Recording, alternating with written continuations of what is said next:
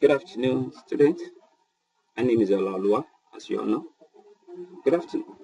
This afternoon, we'll be talking about ICAN Professional Advanced Taxation Life Class Revision for November 2018. You're welcome, Olaifa Olapeju from Lagos. Welcome.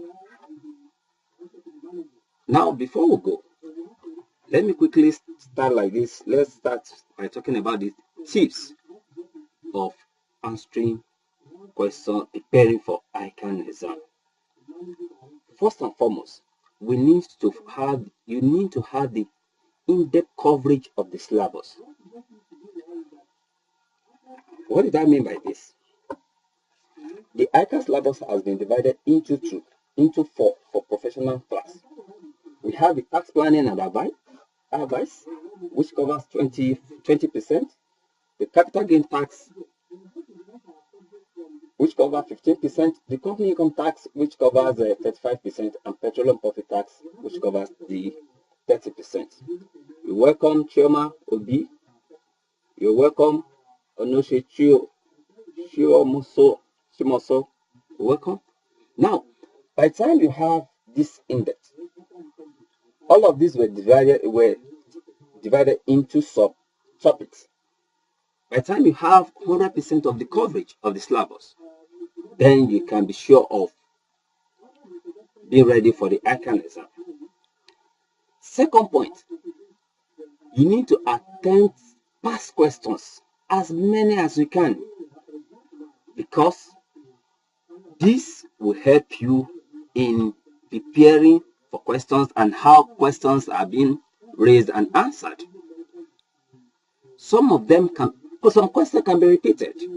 Some questions can be repeated. It has happened before, where I can repeat questions, and when questions are repeated, it is a walkover mark for you. If it is a question that you've attempted before, that you've seen one way or the other before, is a walk. Attempt questions in Pathfinder, especially from November 2014 to May 2018. Your question will now be materially different from these questions. The new question, the November diet question, will not be materially different, because if you look at this, the way ICAN is asking their questions will fall in any of this. The question can come as a result of tax planning. Is it under tax planning? Is it capital gain? Is it company income tax? Is it petroleum profit tax? So that is the way the question will be asked. The question will be picked in any of these way.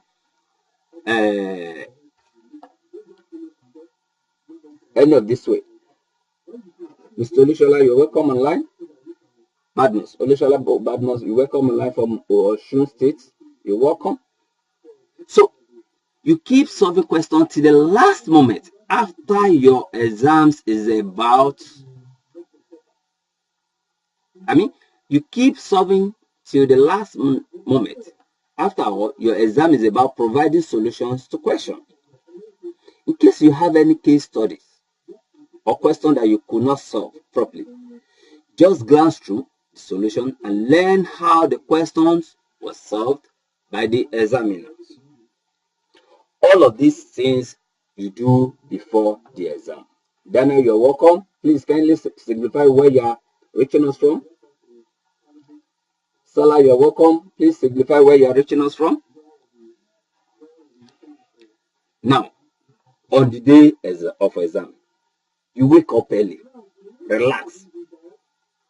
You relax yourself. It is not advisable to have an overnight study on the exam date, as this may weaken your body system, including your brain. So you have to be alert. Your brain have to be alert. Your body have to be alert for you to be well prepared for the exam, because you don't have to stress the brain, so that the brain can assimilate. You relax the brain on the days of exam. Have a light breakfast so that your body will be normal. You will not have a heavy food. You should not have a heavy food. Make sure you are at exam venue at least 1 hour before the commencement of the paper, so that you won't be under unnecessary pressure. You won't be under unnecessary pressure, maybe as a result of coming late to the exam hall. You won't be under any pressure. Chima, you're welcome from Lagos. Chima from Abuja, you're welcome. Obioma from Lagos, you're welcome.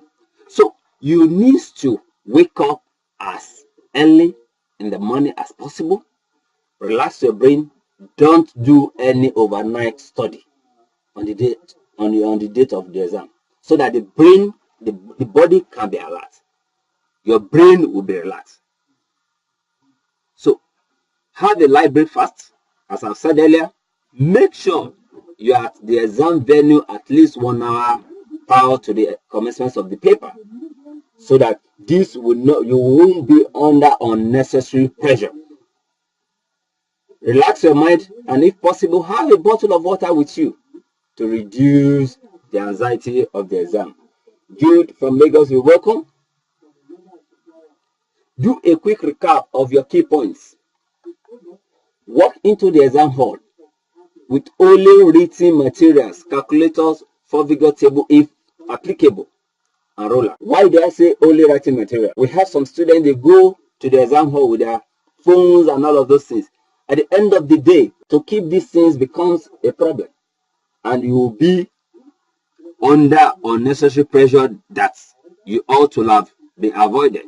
So make sure what you have with you is just the written materials, the calculator that will be needed for the exam only. Ensure that you are not with cell phone. As I've said earlier, make sure you are with functional wristwatch, so that you can time yourself. You won't spend time on a particular question. Okay? Now, when you are there in the exam hall, the paper has been given, or before the paper has been given, ensure you locate your seat as early as possible and sit quietly. When you are given the paper, read the instructions at the top of the paper carefully. Read the instruction at the top of the paper carefully, because we have situations where students go to the exam hall without reading the instruction, believing that it is normal norms. They start. The examiner frown at it, because you might be asked to do A, whereas you are doing B. So you need to read instruction carefully. Now, after reading the instruction, what next? Time allocation. Okoye from Anambra, you're welcome. Good afternoon, you're welcome. Time allocation. You need to allocate appropriate time to numbers of marks. At the end of the allotted time for a question, go to the next question, because the question I've told you, attempt at least 5 questions, and for you to be able to attempt these 5 questions, you need to use your time the way it has been allocated. When the time you set for a particular question has been exhausted, move to the next stage. Move to the next stage. Next, you need to make choice of exam quick. When you read through the questions, you need to, what are you doing, Mr. Biola? I am Mr. Abiodun Ajeme, you're welcome. You're welcome. Please kindly signify where you are reaching us from. Ensure that, make sure your choice of questions are picked quickly. Pick the easiest, if one appears to you, and get on with it. You start from the easiest, so that as soon it will help you in managing your time. Any question that looks simple to you, or you've come across before, you quickly get with those ones, so that you can move on, and you can use the time save for those ones to add to other ones, and you have time to revise and go over your questions all over again. Do not rush into writing down. when you read a question, try to jot out your points so that you can develop this in a large distance when you're answering your questions. Okay. Okay. Do not rush into any question. Do not rush. When you read the question, try and jot out your points. Jot out these points so that you will be developed as you go on to answer the question. Ensure you attend the compulsory questions. You can see the compulsory question is 30 marks. So by the time you miss 30 marks out of 100 marks, it means a lot. You must attempt all questions, compulsory in particular, and start a new question on a fresh page. Start a new question on a fresh page. Start a new question on a fresh page. And ensure your question number is written on top of. Make sure you attempt all the 5 questions following the above timing. Stop writing immediately the examiner asks you to do so. Never discuss with anyone during the exam. I mean in the exam hall, because you might be penalized. You might be penalized for this. Now, before we go to the question, let's go into, like I said your syllabus has been divided into 4. We have the tax planning and advice, the capital gain tax, and the company income tax, and the petroleum profit tax. All of this has been categorized. The tax planning and advice is 20%, capital gain is 15%, company income tax is 35%, petroleum profit tax is 30%. If you look at our video lectures, the tax planning and advice, it covers under chapter 1 to 3 of our video lectures, and chapter 10, part 1 and 2. Why the capital gain tax is chapter 4, part 1 to 3, and company income tax, which carries the largest percentage, chapter 5, 6, chapter 5, part 1 and 2, chapter 6, part 1 and 2, chapter 7, part 1 to 3, chapter 8, chapter 9, part 1 and 2, chapter 11, part 1 to 3, chapter 12. Why the petroleum profit tax carry in chapter 14, part 1 to 5. Now, it is sure, 100% sure that ICAN will set questions in all these topics, in all these categories. Questions will be set. So you need to cover the syllabus as much as you can, so that when questions are coming, you will be able to tackle them as such. So let's quickly start by analyzing our questions, our first questions for today.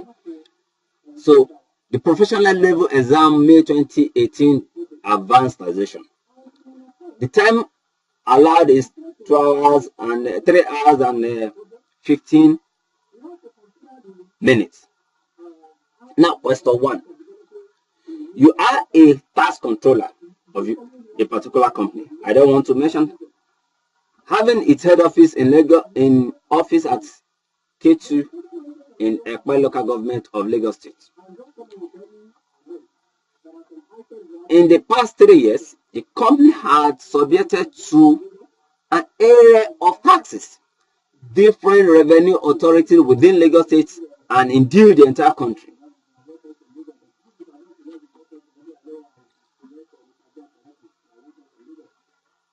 Apart from the company income tax, withholding tax is another tax that the company's management is concerned about.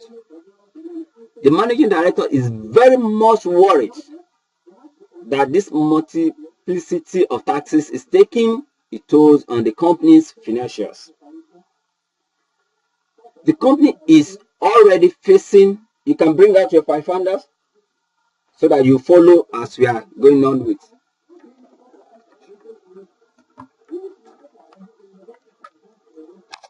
So that you can follow as we go on with the. So that you can follow as we go. The company is already fixing problems ranging from high cost of capital, which leads to increase in cost of production and attendant reduction in profit. The company goods are becoming uncompetitive compared with imported similar goods. There's a problem. The long-term effect is either reduction in workforce or relocation to a more favorable economic environment. The managing director has invited you to his office to discuss the following issues. 1. Whether as a corporate body, the company ought to be subjected to myriad of taxes beyond the corporate income tax. What does that mean? Maybe the company should be subject to other tax aside from the corporate income tax. 2. The jurisdiction of tiers of government in the imposition and collection of taxes. What do they mean by jurisdiction? What arms of government, or what type of, is it local, is it federal government, is it state government that has the power to impose a particular taxes, some set of taxes? 3. Withholding tax. 4. Pay as you earn, as it affects the staff. And 5. With capital gain tax. You are also being provided with the following information: the company technical agreement with the foreign head office and means to remit funds.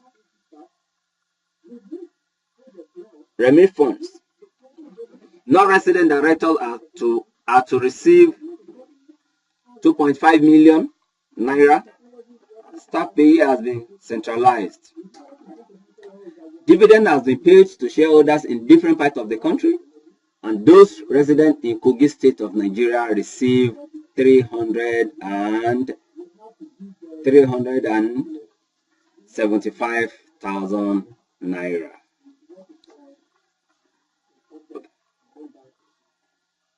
Land for a factory in Abuja was purchased from Alhaji Garoba, who resided in Kano.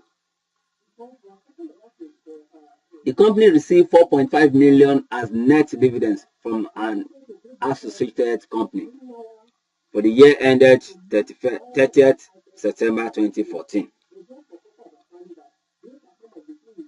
In the audited financials of the company for the year ended 31st December 2015, a dividend of 9.5 million was proposed. Out of this amount, 3.5 was from dividend received from Lake Top Limited, while the balance was from a total profit of 22.5 million from other trading activities. Out of the 30 employees in Abuja, 5 are resident in Suleja, Niger State. You are required. This is where we are going to. You are required to prepare a memo to the managing director explaining the following terms. 1. Double/multiple taxation. 2. Double taxation treats. 3. Multiple taxation in Nigeria. 4. Measures put in place to reduce cases of multiple taxation in Nigeria. 5. Withholding tax with respect to 1 to 5.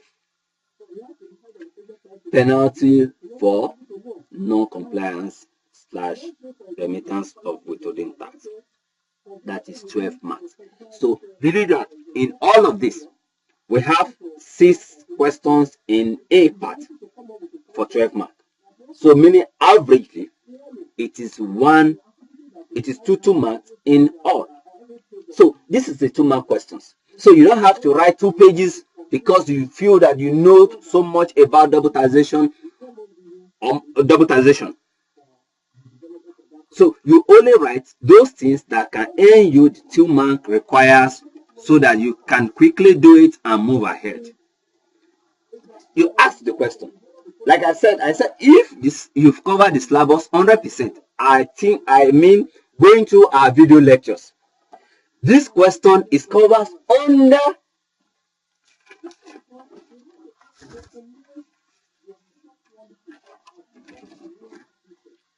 the chapter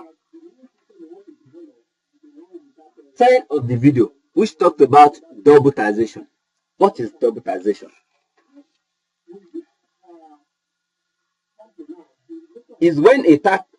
Double taxation is when a taxpayer is outside his country and is subjected to tax in both the company and where he residents.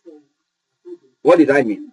Because Mr. A stays in UK and the income he earned from UK has been subject to tax in UK, the Nigeria government wants to also subject the same income to tax.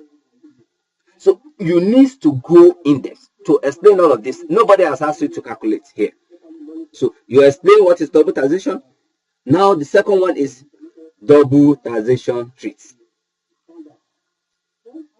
What is treat? Treat is an agreement. So double taxation treat is talking about the agreement country A has with country B as relates to the income of the taxpayer.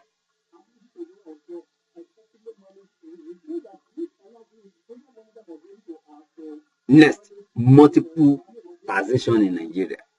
A typical example is state tax in Lagos and value-added tax. So you need to, what is multiple tax? It's a situation in which more than one tiers of government charges tax or levies on the same income of financial transactions. When look at the state government, the Lagos state is charging sales tax, and the federal government is charging value-added tax on the same transactions. That is multiple taxation. What are the measures put in place to reduce the cases of multiple taxation? So the government have put this in place. They share all those things to what each tiers of government legislate upon. I mean the area of their jurisdiction, the local government and the state government and the federal government. So when these issues arise, there's need for you to know who, and when there are disagreements, you need to take the appropriate legal actions. Penalty for not remittance of withholding tax. So it is there. Now, there's something we need to take at this point. Don't forget, at this level, people expect you, they are already a professional. You should act as one.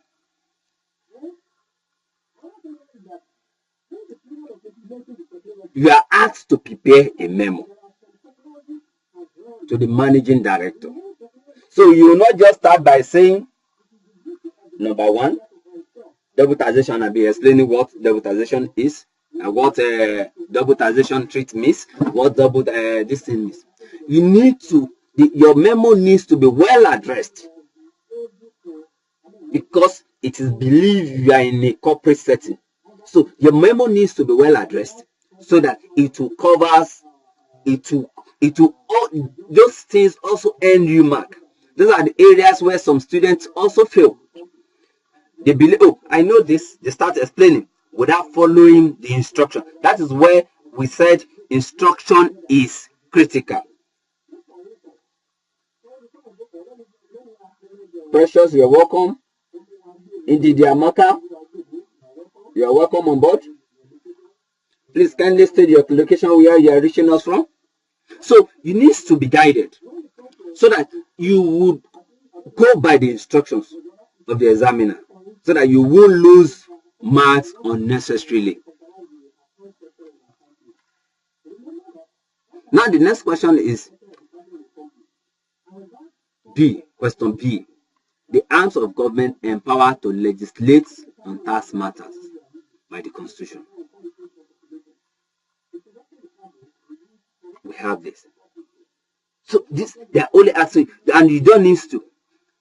The arms of government empowered to legislate on tax matter in a simple and move on.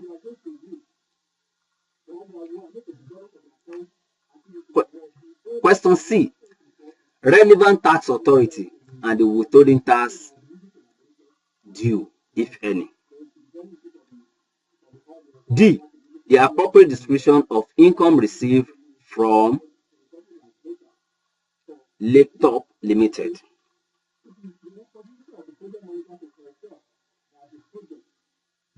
The tax due for other trading activities of Rex Pharmaceutical. Amount to be recouped by Rex Pharmaceutical, if any. Net amounts received by shareholders of Rex Pharmaceutical Company. And the last one is the relevant actions of the law to buttress your point 1 and 2 above. What is 1 and 2 above? The appropriate distribution of income received and the tax from other trading activities. Now, let's go back to the question.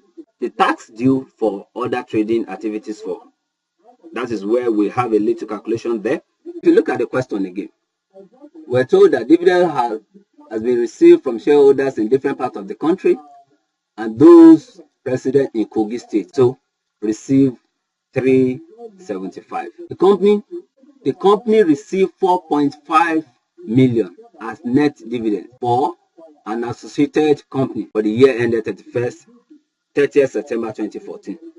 Now this question is asking us that the tax due from other trading activity. The company received this, and a lot of this is you do all the calculations short because of the mark, and you put there and you move on.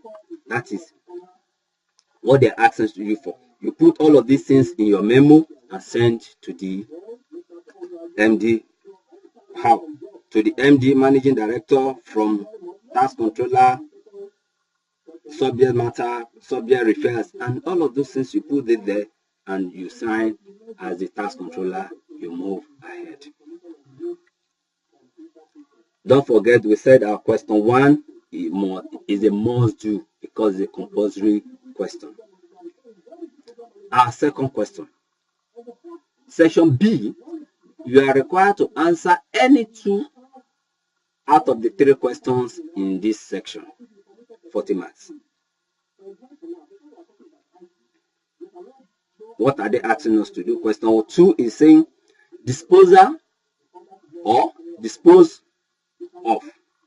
Our terminology is used frequently in relations to chargeable oil owned by oil producing company under the provision of Profit Income Tax Act Cap P13 LFN 400 2014. Now, like I said our questions, ICAN question will be divided into 4 categories: the tax planning and advice, the capital gain, the company income tax, and the petroleum profit tax. Now, this question is coming under petroleum profit tax. Differentiate between disposal and dispose of.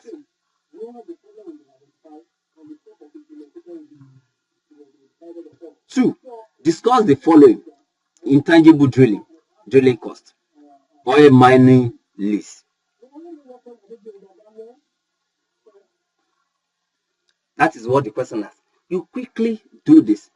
What is the difference between disposal and not dispose of?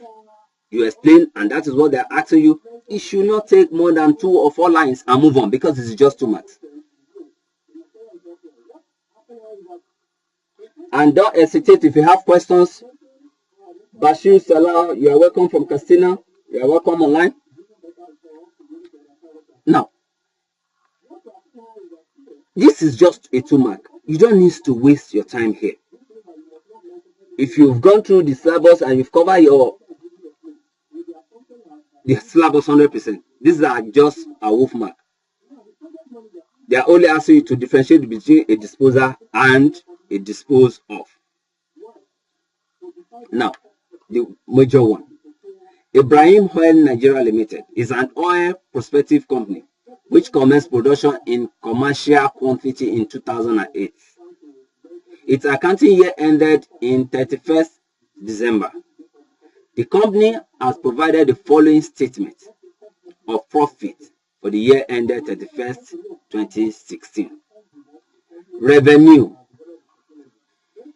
value of oil produced and exported, 2.4 billion. Cost and expenses incurred. 1. Operating costs, non-productive rent,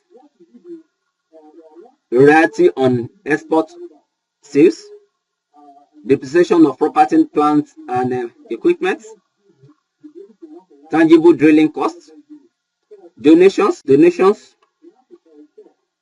stamp duties, repairs and renewal of machineries, exploration and drilling costs, custom duties on plants and machinery, bad and doubtful debts, pension and provident fund contributions, interest paid, general expenses, income tax provision, and we have a total of 1.4 billion, and we have a net profit of 983 million. The following additional information we are giving: exploration and drilling costs, and in respect of cement and casting of first appraisal well, oil field section 1, 50.3 million. Third appraisal well, 27.6 million. Second, third appraisal well is 22.4 million. Note 2. Of the 26.5 million bad and doubtful debt, 16.5 relates to specific provisions for bad and doubtful debt. And don't forget, in our allowable and disallowable expenses, that is what we need most here. We said when a provision is general provision, it is always disallowed. But when they are specific, it is allowed for tax purposes. So take note of that question. Plant and machinery acquired during the year at 30 million was allocated in terrestrial water and continental shelf area beyond 200 meters of water depth. Pensions and provident fund contribution were approved by the Joint Tax Board, meaning that expenses is allowed. Donations was made to Boy Scouts of Nigeria. Now you go to your schedule, the 5th schedule. Interest paid was attributed to a loan obtained from an affiliated company under the time prevailing in the open market. Note 7.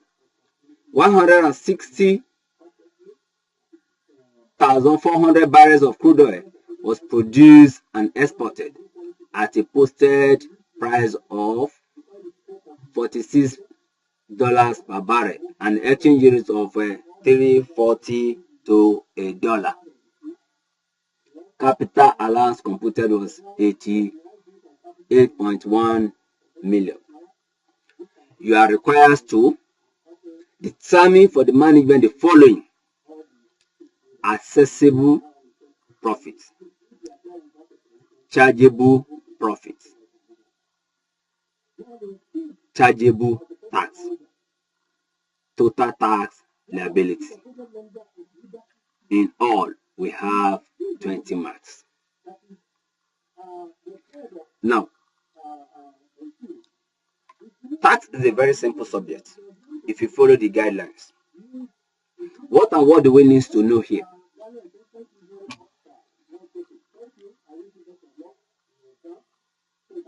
Oluwaseun, you're welcome on board. Vicky Tuga, you're welcome. Please kindly signify where you're reaching us from. Now, what do we need here?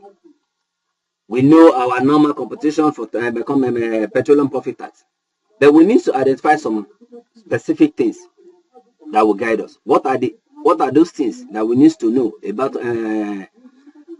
petroleum profit tax? The disallowable expenses and allowable expenses. That is where we are coming from. What expenses are allowed? What expenses are disallowed for computation of petroleum profit tax? So we bring in our revenue. We've known our net profit, but we need to do the adjusted. We add back those disallowable expenses. We add them back to our net profit to arrive. It's just like our normal routine thing. So when you add them back, you do the necessary, you get your accessible profit. You earn that mark. You earn the mark. After you have accessible profit, you deduct your capital allowance to it. You less your capital allowance from it. You get your chargeable, and you apply the tax rate.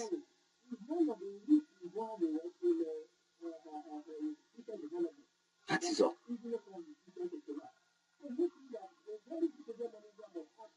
So when you have all of these things, the exams is as good as nothing.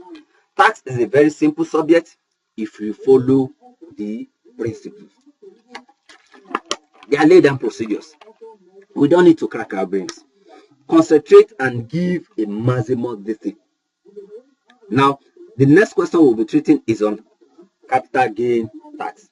Like I've said, I told you that your questions will be divided into 4: tax planning and advice, capital gain tax, company income tax, and petroleum profit tax. Now we've just finished question on petroleum profit tax. Now the next question is talking about capital gain tax. Capital gain, please don't forget to post your questions. When you have questions, we will attend to your question live and direct.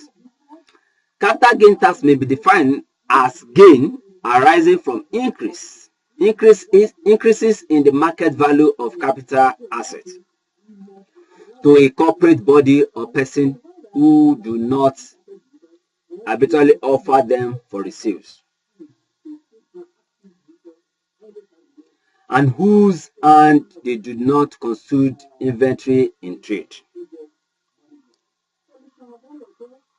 With respect to the Capital Gain Tax Act, you are required to explain: 1. When a disposal is said to be taking place. 2. What constitutes incidental costs. 3. Under what circumstances can a delayed remittance relief be granted? B. Alero Manufacturing Limited, Abeokuta, Ogun State, purchased a changeable asset on hire purchase in year 2014. The deposit paid for the purchase was 800 naira, 800,000 naira. The balance was to be paid in 40 installments of 75,000. The cash price for the asset was 2.4 million. You are required calculate the capital gain, assuming the asset was sold as detailed below. 1. 4.2 million after payment of 30 installments. 4.5 million after payment of all the installments. Now let's go back. Now we know the question A is only asking us to explain some certain things which we don't need to bother ourselves much about. Just state when is an asset said to be taking, a disposal is said to be taking place. What constitutes an incidental cost, and under what circumstances can a delayed remittance relief be granted when you are rolling over. Now, the major question, which carries about 40 marks. What are we asked? What are the guidelines here? Could you please explain the treatment of educational tax in petroleum profit? Also explain the areas of competition, annual allowance, and indeed, Amaka, I didn't get your second part. I got that of. Could I quickly explain the treatment of educational tax in PPT? And you said I should also explain the area of competition, annual allowance, and PIT, personal income tax in PPT. I didn't get that question. Please, can you rephrase? Now, first and foremost, we need to now. In our normal listing, we've looked at this question now is talking about higher purchase payments. You've deposited, and we know our capital gain. If we've deposited, now this asset was purchased in year 2014, and deposit paid for the purchase was 800. Was 800,000. The balance was paid in 40 installments, and the cash price of the asset is 2.4. First and foremost, we need to first of all remove the element, the interest element from this. We need to remove the interest element. If you are buying on high cash purchase is 2.4, while the instrumental purchase is 75,000 times 40 plus the cash deposit. You deduct it, you get the interest element, because we have to remove the interest element in all of this.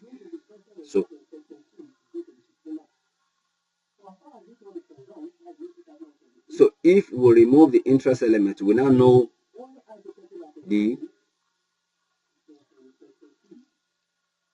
what it costs to pay for this.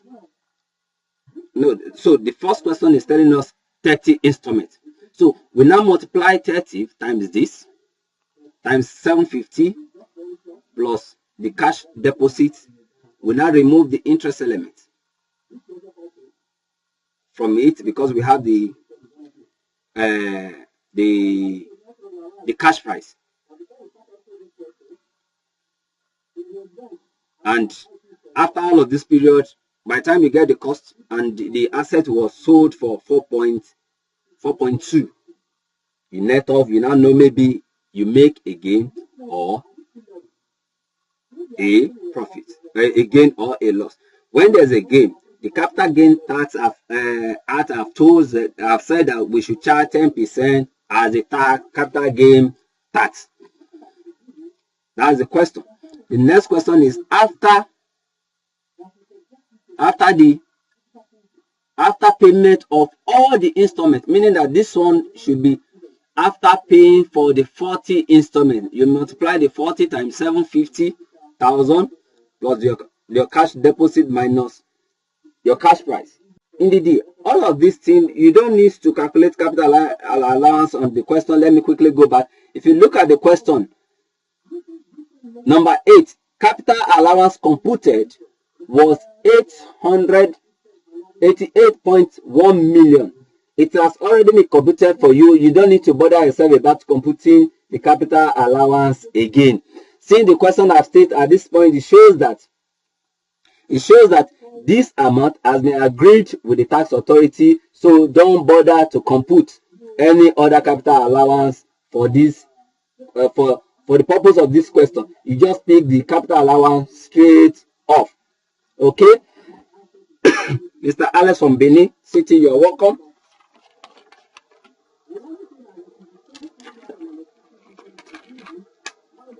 So, did you get the answer to your my question? Since the capital allowance has been computed, you don't need to compute any capital allowance again. It shows that that amount has been agreed between the tax authority and the company. You will always be given in cases like this. If you are not given, they will give you parameters to calculate the capital allowance. You will have all the parameters to calculate. In this question, you have been given. So that is all about the capital gain tax. Can I quickly move on to another question? So I want to skip, I don't know, maybe you permit me to skip our question 4 because it's always written, it's only asking us to differentiate between tax avoidance and tax evasion. What is tax avoidance? What is tax evasion? Tax avoidance is when you identify the loopholes in the tax law and you capitalize on it to reduce your tax liability. While the tax evasion is completely evading the tax, and this is criminal. It is illegal. It is a legal way of. It's either you submitted a false document, or you understate your profits, or you overstate your expenses. Those are the cases of tax evasion. Why tax avoidance? You only saw the loopholes in the tax law to reduce your tax liability. So tax avoidance is allowed, while tax evasion is not allowed. It's a criminal offense.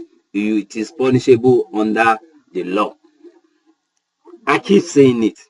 Now we go back to this. What I said earlier. I said ICAN would set the question in 4 different categories. The tax planning and advice. If you check our video, now the question, if you check our video, chapter 1 and 3 is talking about this particular question. So please, I want to beg you. This time is still fresh. That is why this video has been summarized.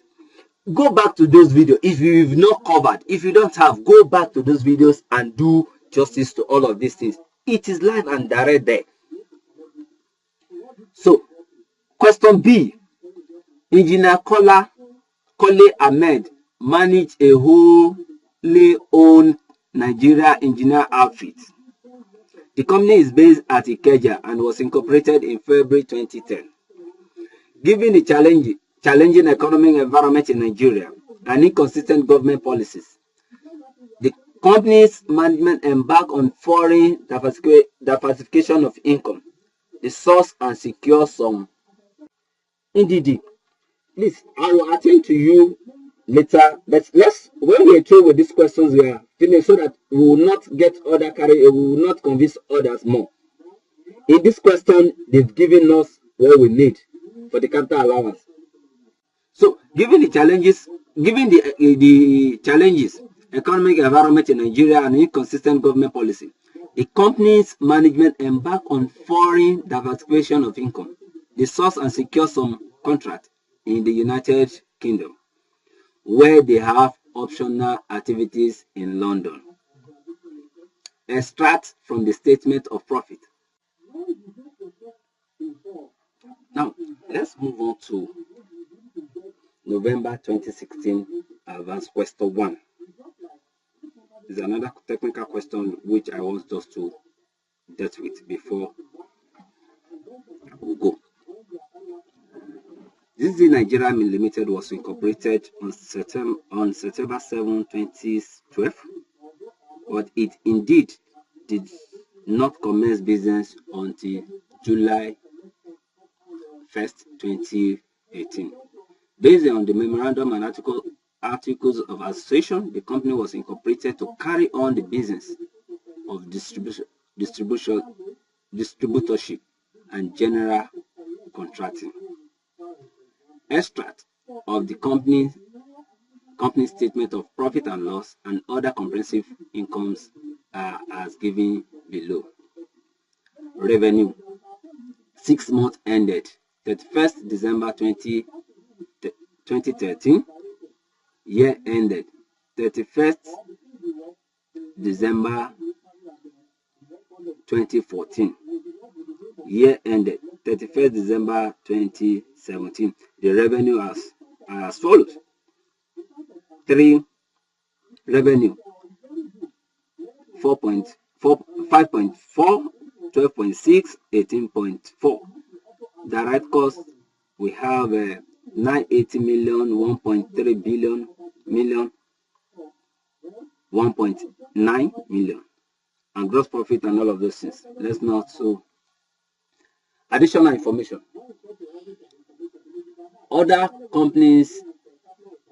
income comprises of sales of scraps in year ended 31st December 2014, interest received on treasury bills, and interest on domiciliary accounts.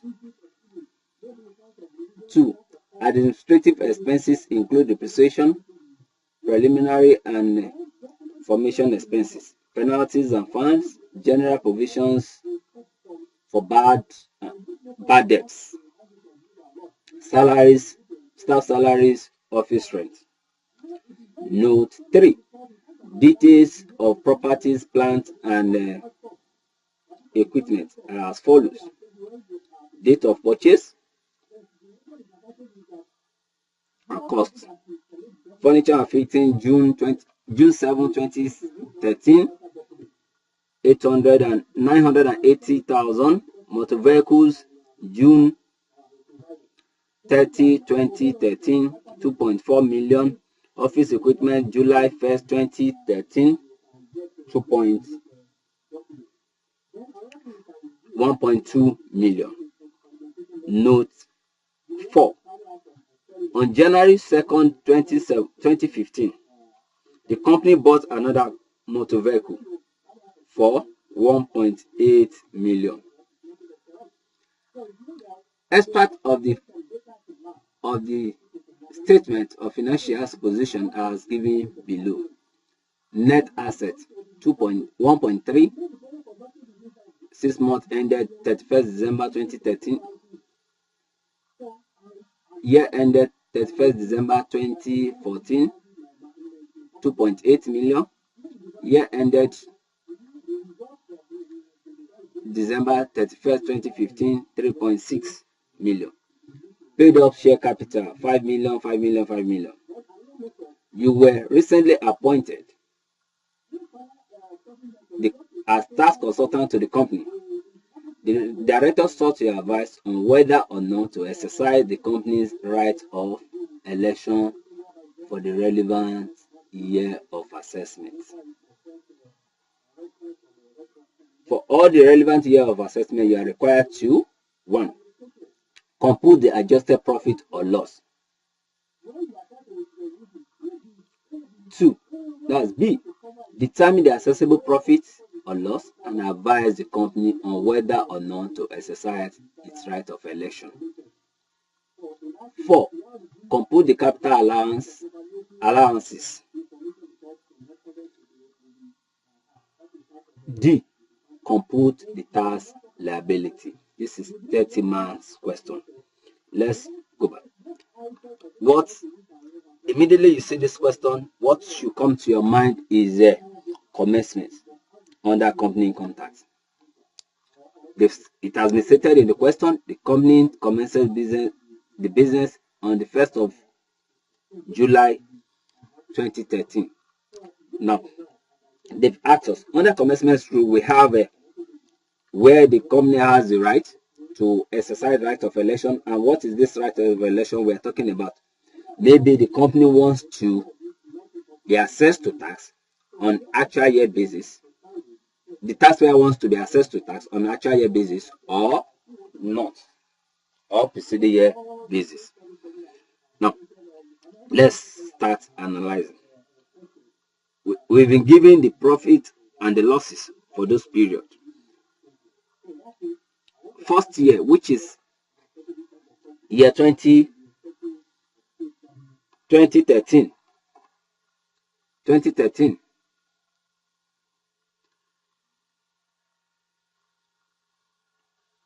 Year 2013,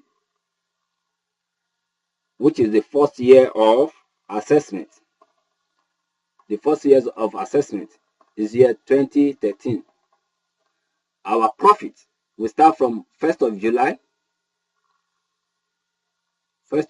to 2013. 1st of July 2013 to 31st December of that same year. And we've been given a loss of 652,550 naira. That is the loss for that year.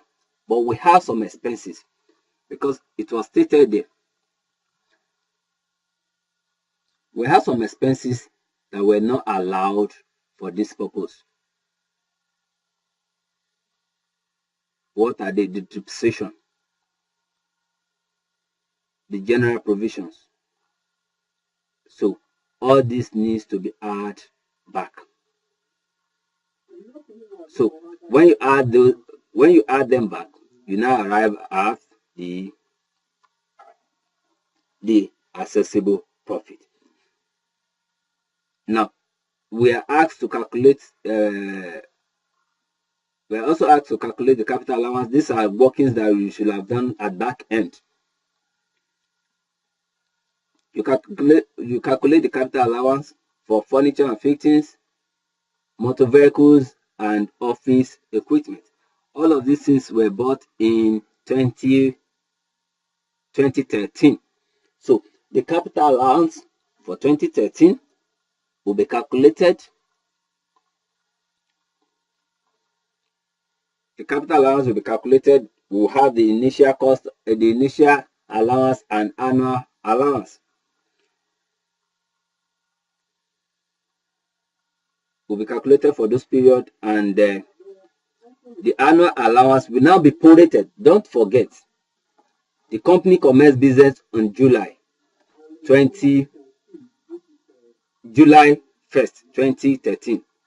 So the annual allowance is not enjoyed for is only enjoyed for a period of 6 months. You have to prorate the annual allowance. It is only initial allowance you will be computed in full. You will not, that one will not be prorated. Mind that. Please note that, because when you are computing for capital allowance, if you didn't forget during our class, when we made mention of a capital allowance, computing for capital allowance, the different way of computing capital allowance for the whole year and when it is for a commencement period. So take note, we have to prorate annual allowance for the first year. Subsequent one will be in full. So we will calculate. After calculating our capital allowance, we will know our capital allowance for the whole year. We now deduct our capital allowance, because first and foremost, compute the adjusted profit, which we've just done, explained how to go about it. You've got it. You have your net loss for that period, and you add back the salariable expenses and deduct not taxable income, if any, and you move on. after you have your adjusted profit or loss, and you deduct your capital allowance from this, and you have your accessible profit. Mind you, your capital allowance must not is a percentage of 66 to third of your accessible profit that can be allowed. So after then, you now do your tax liability for the period, for the 6 months. If there is a profit, you charge, the company income tax rate is always 30%. So you charge 30% of whatever profit, if any. Mind you, that word if any, because you might do your calculation, you might result in net loss. You cannot charge, you don't pay tax on loss. So if any, you charge your 30% of the company income tax. And when you do all these calculations, and I've said it, you need to be very careful when you are dealing with case study. The question said you were recently appointed the tax consultant to the company. So the directors need your advice. After doing all of this calculation, they've said you should do your calculation. You need to do the calculations, and you need to formally inform them. You will not leave this thing by calculation alone, because you are a tax consultant. Calculation will not be appendix to your report. It will be appendix to your report. So you need to write back to the company the likely options available to them. You compute your adjusted profit. How do we compute our adjusted profit? We have our net loss or net profit already. We add back the salable expenses, and we less our, if any, we less our not taxable income, if any. We get our adjusted profit, and we deduct the capital allowance from this initial calculation, and you get your accessible profit. After, don't forget, I've told you that you need to compute your capital allowance, which we've done earlier, and you only charge 30% of this. Your accessible profit will now be your tax liability. That answer your question. That would be the solution to your question D. And when you have all of this, will now be your appendix to the memo to the managing director of the company. The managing director of the company. That shows you know what you are doing. And like I say at this point, you are meant to act like a professional. Whatever you are giving will be quality. Well, what you are writing, you'll be talking like an authority that knows what is doing. They've said you are a tax consultant, and you should act like one. You do your memo to the managing director, advising likely either to exercise right of election or not. I told you what is right of election. At what point do you exercise your right of election? If the company wants to be assessed on actual year basis, because they have the option, it is commencement. Under commencement, the company has the option to choose which ones to be assessed to, either on PYB, which is preceding year basis, or on actual year basis. And don't forget, we have commencements, we have change in accounting date, and we have cessation. Under all of these things, we have guidelines that guide us. Under commencement, it is only under commencement the company is allowed to choose. While under right of under change in accounting date, it is the tax authority that will choose on the basis they want you to be assessed to, either old accounting date or new accounting date. While under cessation, the tax authority will also be the one to decide on which aspect they want you to be subjected to. So that's that about that. Like the next question I want us to look at. So please acknowledge if you are just joining us. Remember to bring in your questions, and so that this can be addressed. It might be on this topic or other topic. It will be addressed to live and direct. Now let's move on to another question. Question 4. In year 2016, November date. Question 4. Under tax planning. Question 4. Tax planning is anticipatory and required an understanding of tax laws. A tax consultant should be versed in these two areas in order to be able to render excellent advisory services to the client. Should be versed in these two areas in order to be able to render excellent advisory services to the client and the government. You are required. State any 5 matters that should be considered in tax planning using standard tax planning check. 5 matters. Green Nigeria Limited is proposing to embark on 2 courses of action. 1. Change in accounting date from March 31st to June 31st, or change in accounting date from March 31st to December 31st. The adjusted profits where the change is to June 30th each year as follows. Year ended March 31st, 2017, 30 million. Year ended March 31st, 2012, 33 million. Period ended June 30th, 2013, 15 months, 78 million. Year ended June 30th, 2014, 34 million. The adjusted profit where the change in accounting date is to December 31st. So year ended 31st March 2011, we have 50 million. Year ended March 31st, 2012, we have 60 million. Period ended 31st December 2013, we have 180 million. Year ended 31st December 2014, we have 70 million.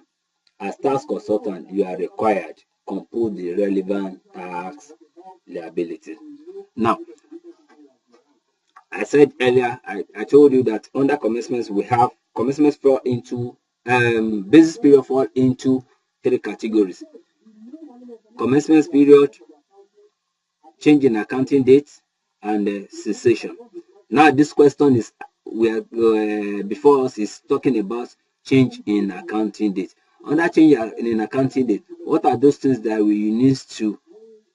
you need to put in mind to guide you? The tax authority will be the one that will choose either to be assessed based on new accounting date for the first 3 months, for the first 3 years, or the new accounting date. Now, let's quickly look at this question. Now, they said the company is changing to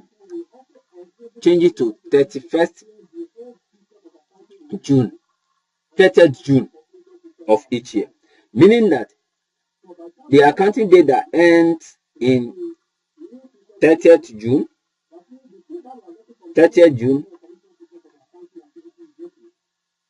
each year, meaning that the accounting date started in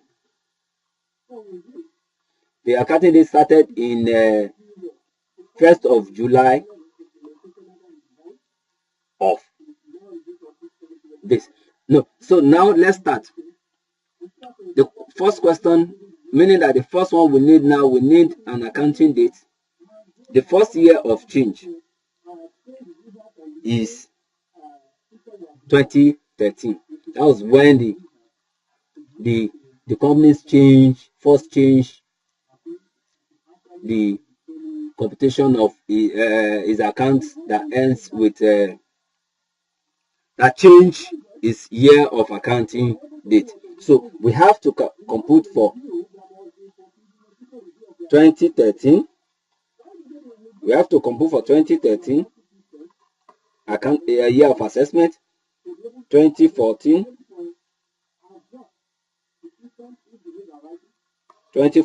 year of assessment, and 2015 year.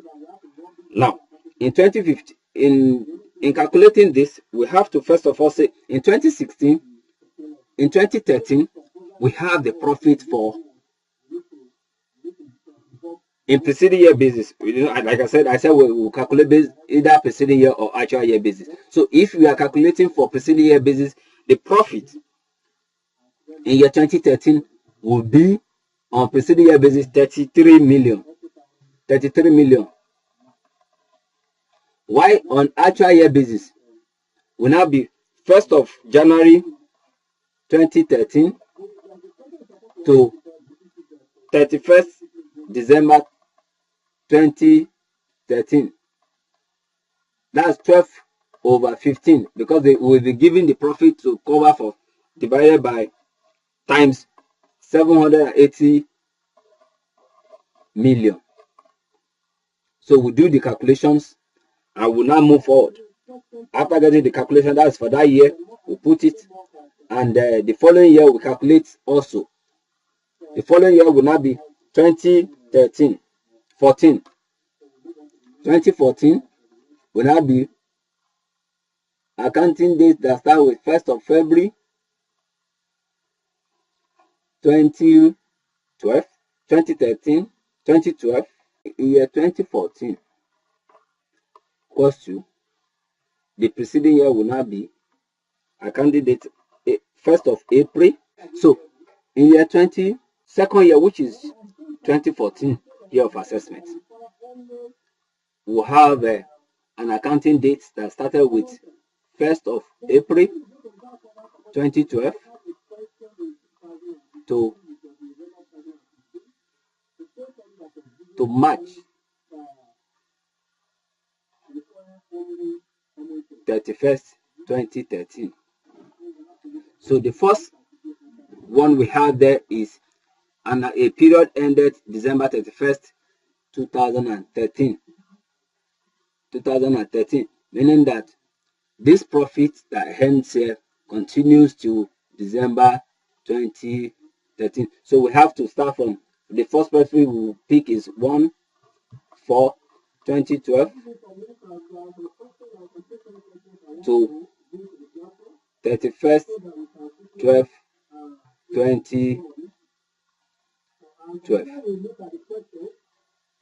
So this is just, we now calculate from, so the first profit that covers this period 1st of April 2012 and to up to 31st December 2012 is the one for period ended 31st December 2013. So we have the ones that end with period ended June 2013. So what we need to do is from April to December, how many months do we have? We have to apportion that period. April, May, June, July, August, September, October, November, December.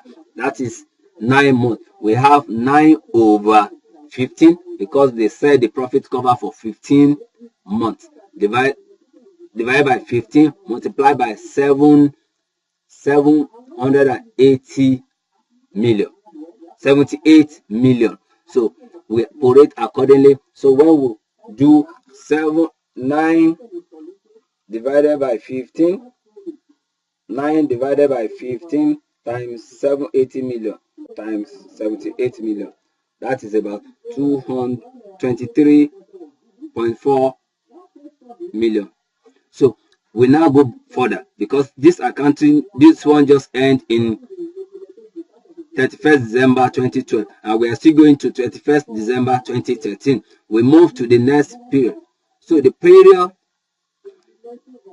no, we don't even need to bother ourselves because the accounting date ends in June and we need a accounting date that ends in March. So we just pick 12/15 multiplied by 78 million. We have our answer for that period. Now we move to 2015. Don't forget we are still treating on preceding year basis. That is what we are still currently working on. So we move to the next one, which is year 2015. 2015, like I said, we are still using the old accounting date. So accounting date that start with 1st of April 2013 to 31st March 2012 will be accounting date for year 2015. So where we will now we'll go back to our question, where does all this falls? Where does this date falls? We have April 2013. That's we have April 2013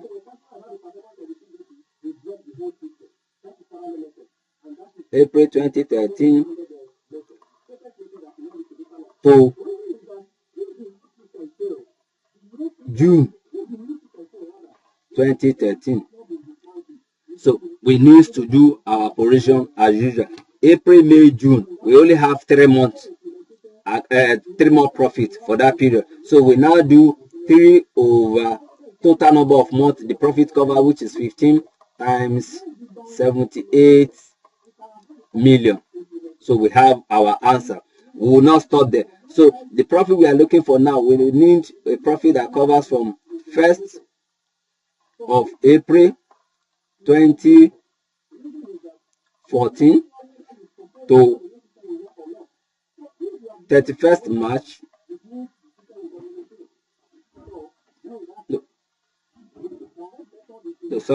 1st of July 2013 to 31st March 2014. So we need a 9 period profit to add, and the period this one covers is a 12 month. We now say 9 divided by 12 times 34 million. So you have the answer. You add both A and B's together to get your profit for your accessible profit for year 2015. Having done this, we're through with the under PYB. We now go back to, we are through with the old accounting date. We now go back to calculate our new accounting date using all of these. So we've identified our year of change to be 2013. So now under the new accounting date, and we've been told that the new accounting date ends in June 30th. So any accounting date that ends with June 30th, meaning that it started from 1st of July. Now, meaning that the 2013 will need an accounting date. The preceding of 2013 is 2012. So accounting date that ends in 2012, June 6, 2012. Meaning that accounting date started in July 1st, 2011. So we now have a profit year ended March 20. Year ended March 31st, 2011. Meaning that we don't need that. What we need is a profit that started in 1/7/2011 to 31st March 2012. So this is 9 months. July, that's 9 months over 12 times. What is the profit? The profit for that period is 33 million. and you move on 1/4 to of 1/4/2012 to 30/6/2012. That is, we need a period of 3 months. Where does the profit fall?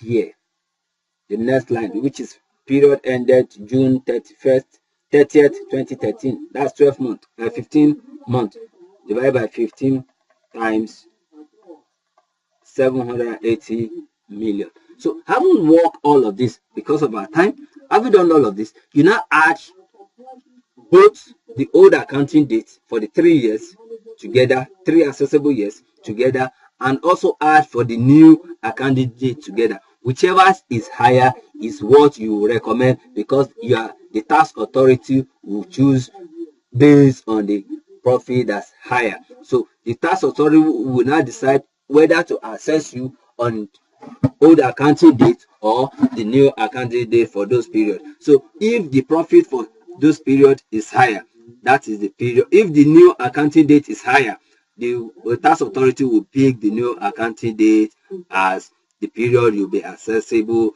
to tax. But if otherwise, it will pick the old accounting date. Likewise, this will also apply to the second question. The second question is saying that the accounting date will change. Instead of June 31st, will now change to December 31st. So it's follow the same pattern. We follow the same patterns to do all of these things.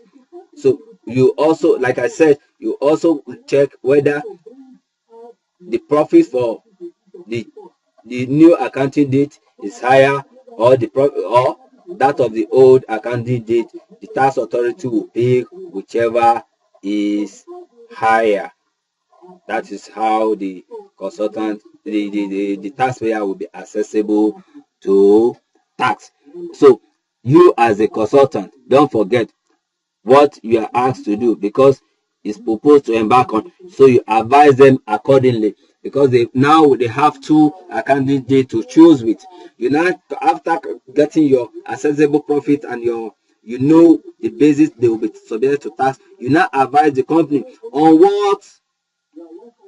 which of the accounting date is advisable to use. That is, what did I mean by advisable to use? Where the taxpayer will be paying a lesser tax compared to the other. So if changing the accounting date to June 31st every year, is the accessible profit is lower compared to that of changing to June 31st every year, you advise the taxpayer to choose to change their accounting date in June instead of that of December. So please, Bomi KG Ayomide Ayodeji, you are welcome. Please kindly signify where you are reaching us from. And please don't forget, post your questions. It will be there with live and direct here. Always post your questions if you have areas of gray areas, so that we can solve it together before the exam. So that's that about, because what they've tested here is basis period under change in accounting date. And like I said, after calculating all of these things together, you now have the basis to advise the taxpayer whether to change his accounting date in June or December of that year. So can we quickly move on to another question? Question 6 of 2016 November. The Administration of Petroleum Profit Tax Act is under the charge and management of Federal Inland Revenue Service with respect to Petroleum Profit Tax Act Cap 13 LFN 2014. You are required to explain associated gas downstream activities. B.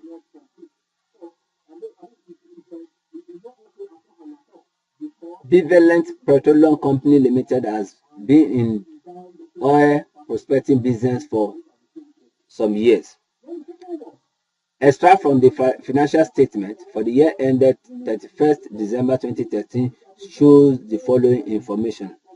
Value of oil exported 1.03 billion.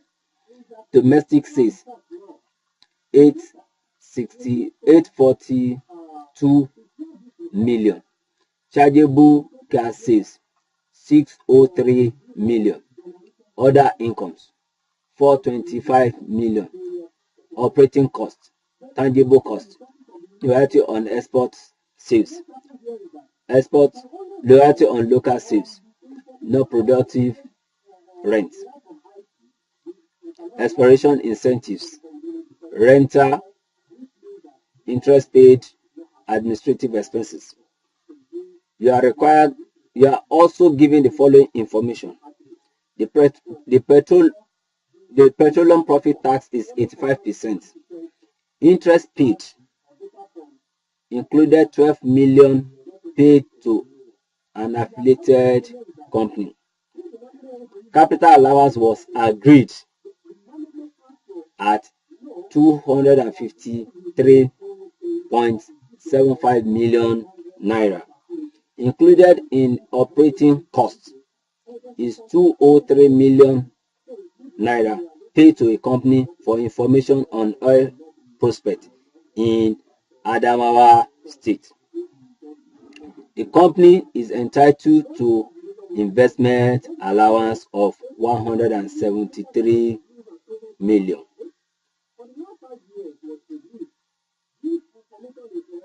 Determine the assessable profit, chargeable profit, assessable tax, and chargeable tax of the company for the relevant year.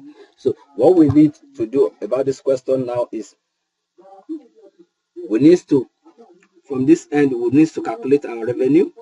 We'll calculate our revenue. What are those expenses that is allowed? What are those profits that is allowed? When we get them, we deduct our capital allowance, and we have our accessible profit and chargeable profit. And at the end of the day, we use our tax rate to do our this thing. So this is a straightforward question. We don't need to waste much time here. Let's look for another question. Get with this question number 7, May 2016. Question 7, May 2016. A aspect of the question is about tax planning involve making conscious efforts to arrange a taxpayer affairs in a way that will minimize tax liability. Like I said when I was explaining tax avoidance and tax evasion, it requires detailed knowledge of tax legislation and application of same to particular circumstances.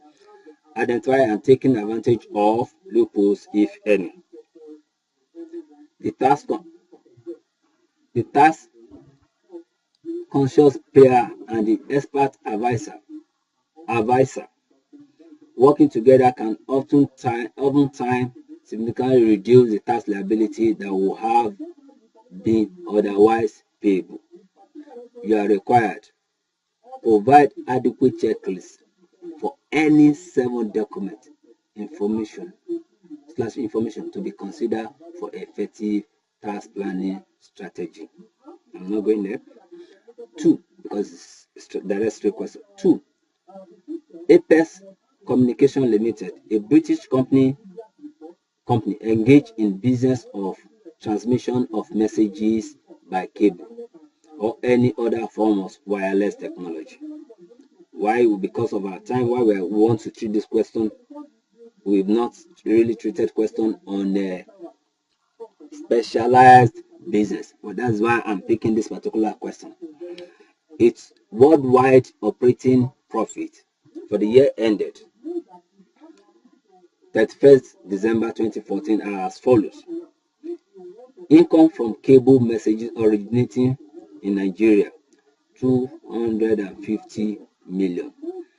Income from cables en route through Nigeria 320 million. Income from cable messages transmitting in Nigeria for 400 million. Total income is 970 million. Salaries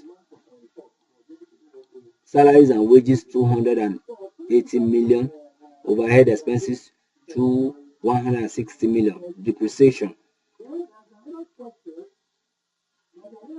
420 million.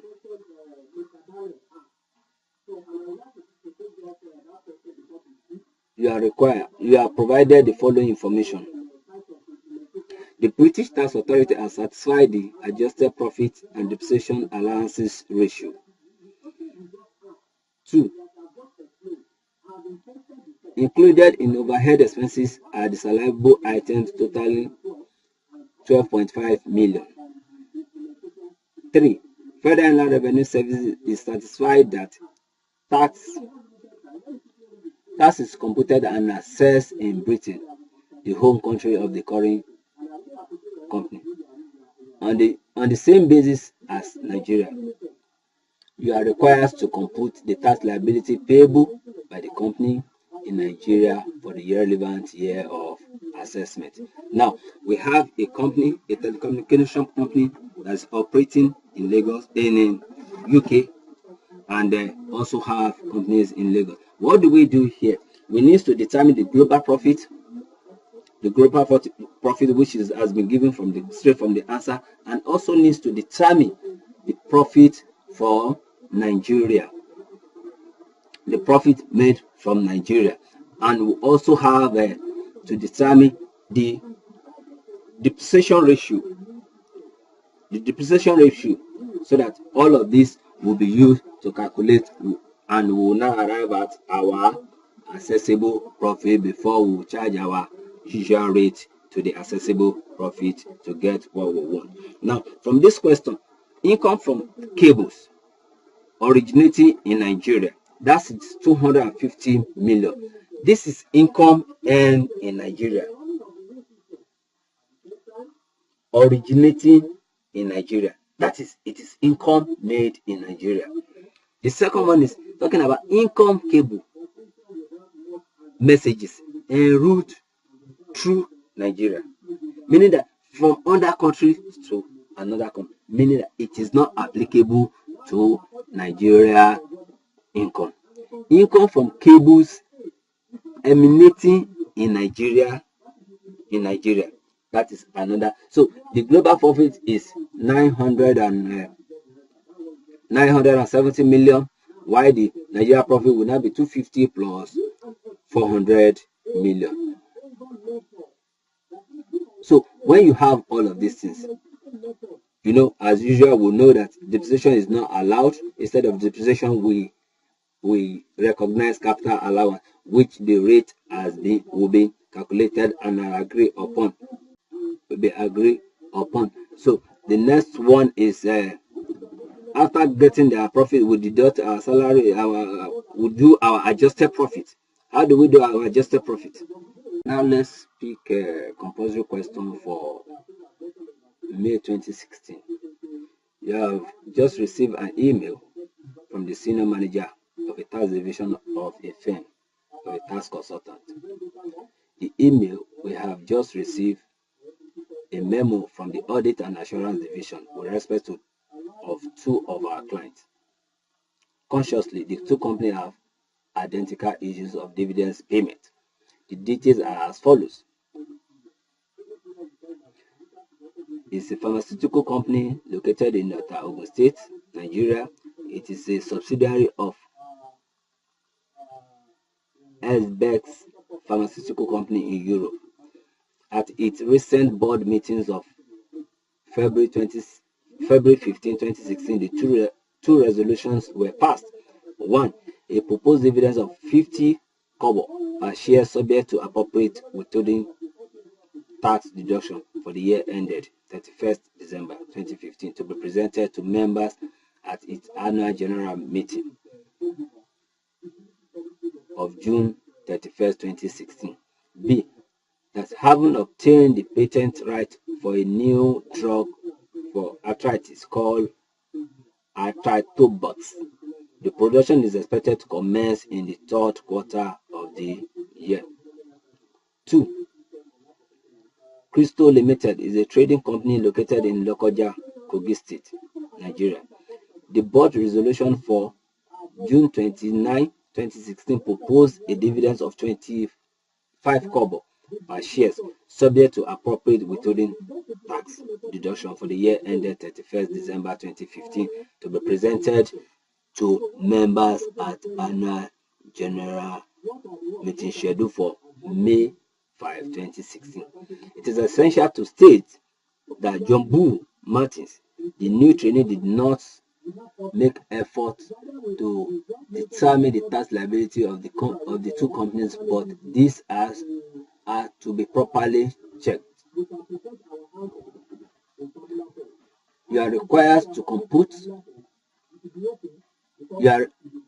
You are to review the computation of by Jumbo Martins and come up with a correct position of tax liability of the two companies.